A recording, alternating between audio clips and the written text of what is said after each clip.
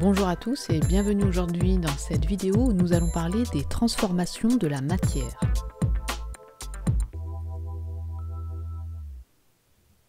Quand on parle de transformation au sens usuel du terme, eh bien cela signifie un changement d'aspect, de forme, de couleur, etc. Eh bien pour la matière c'est la même chose. Nous avons ici différentes transformations de la matière. Mais comment peut-on reconnaître une transformation? Alors bien sûr, on a bien quelques indices, comme un changement de couleur, l'apparition de fumée, changement de forme, mais cela ne suffit pas à dire qu'il y a transformation de la matière et à la reconnaître. Alors, en fait, on va regrouper ces transformations de la matière en trois catégories.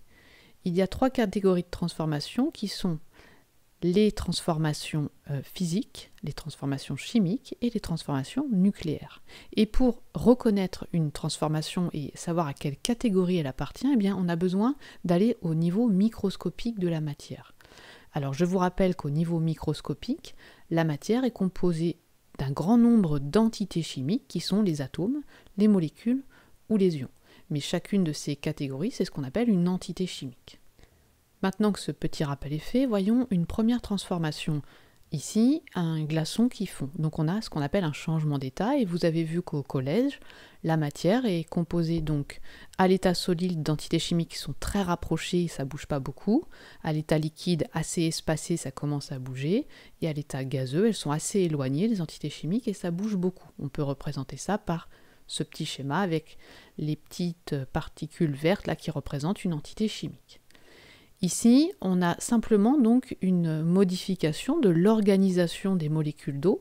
Elles sont passées d'un état très rapproché à un état un petit peu plus éloigné, mais on n'a pas changé d'entité chimique. Donc lorsqu'il y a simplement une réorganisation des entités chimiques, on va parler de transformation physique. Alors par exemple, la dissolution du sucre dans l'eau est aussi une transformation physique. Regardons un petit peu la modélisation de cette transformation. On a un sucre qui est composé d'entités chimiques qui sont des molécules de sucre C12H22O11 et on voit que l'eau ici va juste séparer, réorganiser les molécules de sucre à l'intérieur de la solution d'eau sucrée. Voilà.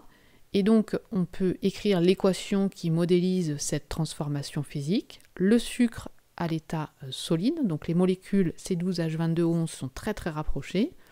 Ensuite, dans la solution, on a les molécules C12H22O11 que l'on note AC, qui veut dire entourées de molécules d'eau. Mais on a simplement une réorganisation des entités chimiques. Alors maintenant, passons à la deuxième type de transformation. Si jamais les entités chimiques maintenant sont modifiées, eh bien prenons la combustion du méthane. Modélisons cette combustion du méthane que vous avez vue au collège. Voilà ce qui se passe. Ici, on a une modification des entités chimiques qui sont les molécules. On peut écrire l'équation qui modélise la réaction chimique et on voit bien qu'on a une modification des entités. On a du méthane CH4, du dioxygène O2 et on a du dioxyde de carbone et des molécules d'eau à la fin. Donc lorsqu'on a une modification des entités chimiques, c'est ce que l'on appelle une transformation chimique. Donc il nous reste la dernière, la transformation nucléaire. Nucléaire, ça vient de nucléus, qui veut dire noyau. Donc si on a une modification des noyaux des entités chimiques, eh bien on a ce que l'on appelle une transformation nucléaire. Regardons ceci dans une centrale nucléaire, et plus précisément dans le cœur du réacteur. Voilà ce qui se produit. Alors attention, ici ce ne sont pas des molécules qui sont modélisées, mais bien simplement les noyaux des atomes. Alors ici, le noyau est cassé par un neutron et donc on va avoir de nouveaux noyaux qui sont formés, contrairement à une réaction chimique. On verra ça un petit peu plus en détail plus tard. Donc ici, on a une modification des noyaux des entités chimiques, c'est ce qu'on appelle une transformation nucléaire.